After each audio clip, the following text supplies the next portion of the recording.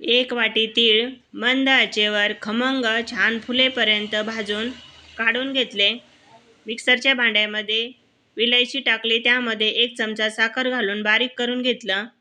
त्यामध्येच तीळ घालायचे आणि एकदा मिक्सरला फिरून घ्यायचं. पुन्हा मिक्सरचं भांडं घेऊन त्यामध्ये 4 चमचे गूळ घालायचा आणि मिक्सरला एकदा फिरून घ्यायचं. सर्व मिश्रण एका ताटामध्ये काढून घ्यायचं. तर हे हाताच्या साहाय्याने छान असं एकजीव करायचं. ज्या भांड्यामध्ये आपल्याला वडी सेट करायची त्याला थोडंसं ट्रेला तूप लावून घेतलं. सर्व मिश्रण त्यामध्ये काढून घ्यायचं.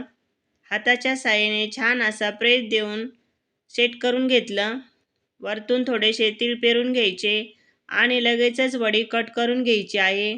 अगदी तोंडात टाकताच विरघळणारी अशी तिळाची वडी बनून तयार होते अवघ्या 5 मिनिटांमध्येच. तर व्हिडिओ आवडला असेल तर एक लाईक करा. तसेच चॅनलवर जर नवीन असाल तर चॅनलला सबस्क्राईब करा. पुन्हा भेटू असाच एक नवीन व्हिडिओ घेऊन. धन्यवाद.